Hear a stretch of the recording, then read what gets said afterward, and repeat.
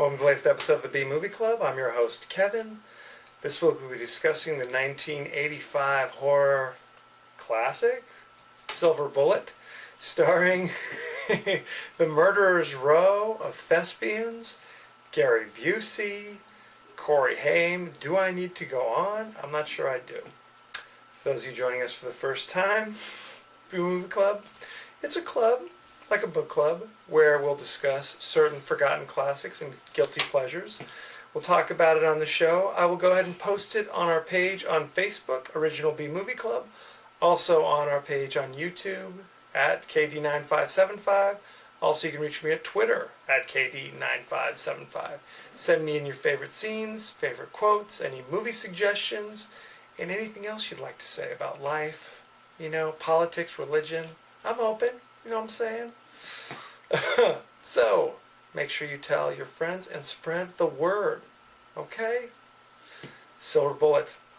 In this movie, it's a small town somewhere. It could be New England, it could be South Carolina, nobody knows, called Tarker's Mill.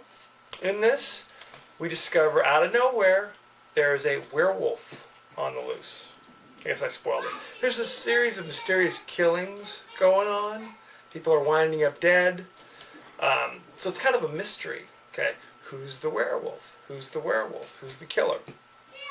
The protagonist, the central character of this story, is a small boy in a wheelchair, played by Corey Haim, who we all know and love. He's got this kind of love-hate relationship with his sister, the sister's actually the narrator, okay?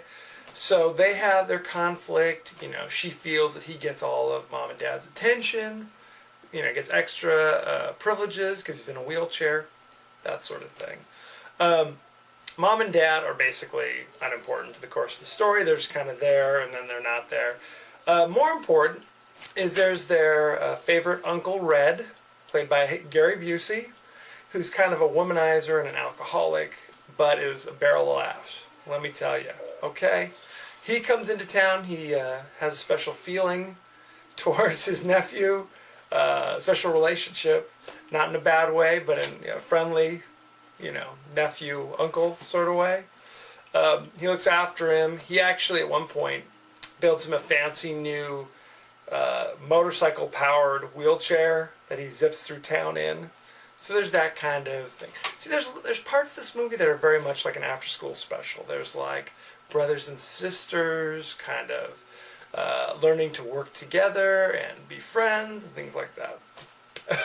Then there's the Uncle Red is drinking too much, so we're very concerned about him. He's drinking out of the maraschino cherry jar, that sort of thing, the cough syrup. Meanwhile, there's also a werewolf on the loose, okay? The Sheriff Haller, is played by Terry O'Quinn, who you might remember played John Locke on Lost. Back in the 80s, he was in a bunch of horror movies as well. He was the stepfather in the Stepfather series of horror movies, if you remember those. I'm sure you do. Like I said, he plays the kindly sheriff who eventually loses the faith of the town because they're like, hey, why aren't you able to track down this killer? There's also Everett McGill. He plays Reverend Lowe, who is also a town leader, but he's got a secret. I'm not going to spoil it. I don't want to give everything away here. You might remember Everett McGill. He was on Twin Peaks. He was also, we did People Under the Stairs. He played the crazy leather guy in People Under the Stairs. I'm sure you remember. You've seen him before. He's one of those guys. There's a lot going on. There's a lot of levels to this. I don't want to spoil everything. It is still streaming on Netflix. If you haven't seen it, I highly recommend checking it out. Some things you want to know about this movie. The screenplay was written by Stephen King, based upon the novella Cycle of the Werewolf, also written by Stephen King. It's kind of interesting. Originally, the novella was written on a calendar. So each month, you get like a little short, like a chapter of the book, basically. And it really focused on, the actual true cycle of, the moon, essentially. Like that factored into the story. And the story takes place over the course of one calendar year, right? Later they re-released it as kind of a short story where it was just a book. So you can still go to Amazon or wherever and read the book. I've read the book. I highly recommend it. It's also illustrated because, again, it's like on a calendar, so it's not just the story. It's also, there's beautiful artwork. Okay? So they took it from that. They had Stephen King write the screenplay. And it's very similar to the original novella. I mean, they make some liberties because, again, it's a film, so they have to make some changes, things like that. Interestingly enough, they started filming without a concept of what the werewolf would look like. Okay? The original one was designed, like Stephen King gave input to the actual designer. He said he didn't want it to look like what we've traditionally seen from werewolf movies. He wanted it to be kind of nebulous and dark and mysterious and that sort of thing. And the final design wound up looking more like a big old bear. Okay? Big old grizzly bear. Okay? The producer, Dino De Laurentiis, who you might know, he was the guy behind like the Terminator movies and Conan and those kind of things. A lot of a lot of Chuck Norris movies as well, if memory serves. And he didn't like this design. He was like, "This is ridiculous. It looks like a bear. It's a bear. I want a werewolf." But Stephen King and the designer Rambaldi were both like, "No," So it was like kind of a loggerheads. They were kind of stuck. So again, they started filming without knowing it. So they just basically filmed all the scenes that didn't have the werewolf in it.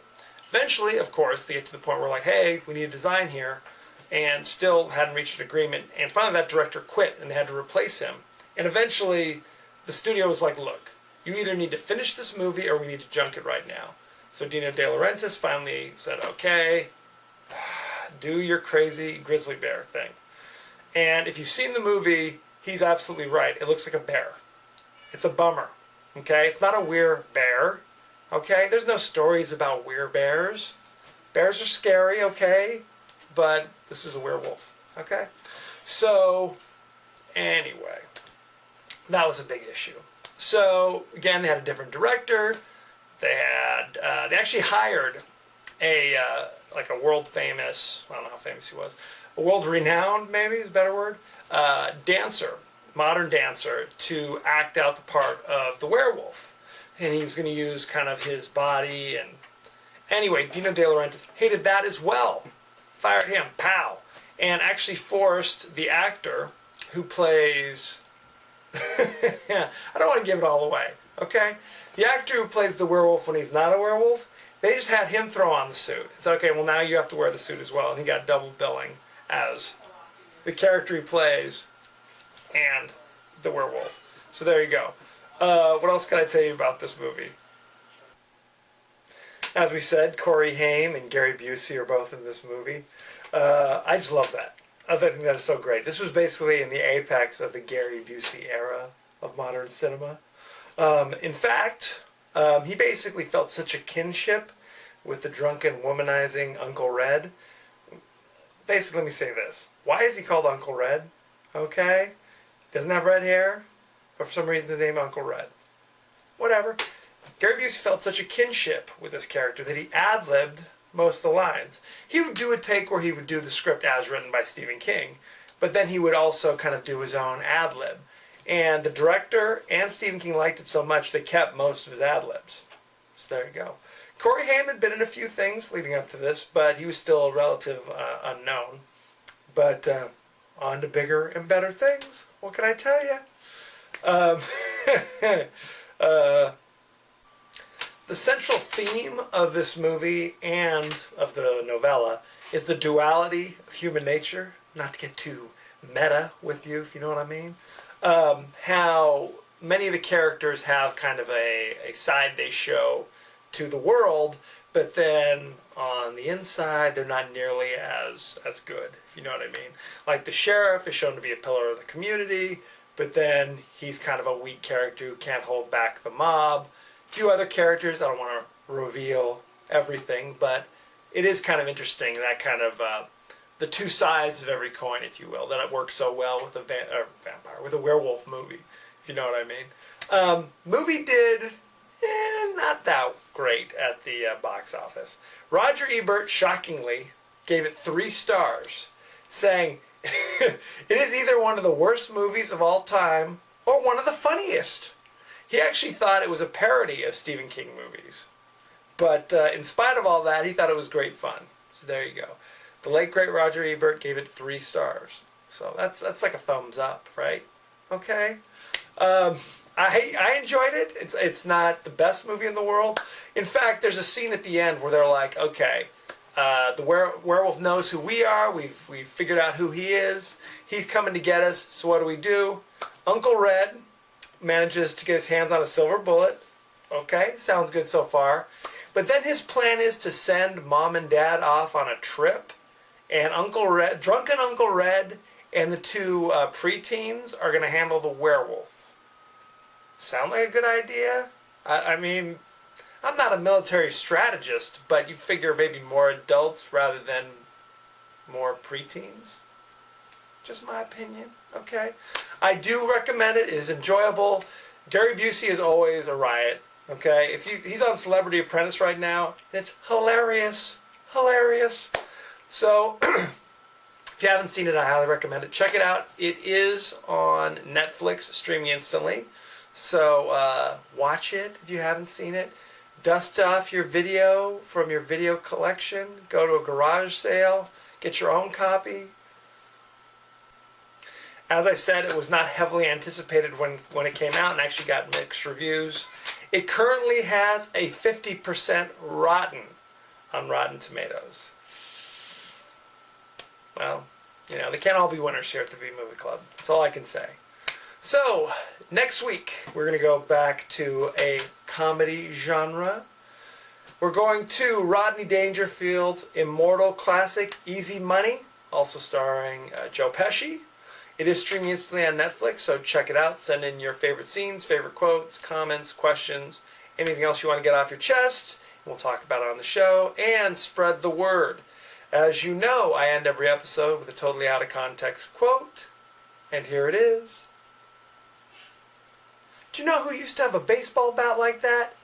Mr. Knopfler. Now it looks like Bigfoot used it for a toothpick.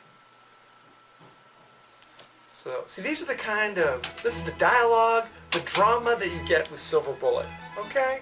So, check it out. Let me know what you think. Next week, Easy Money. Thank you for joining us, and be well.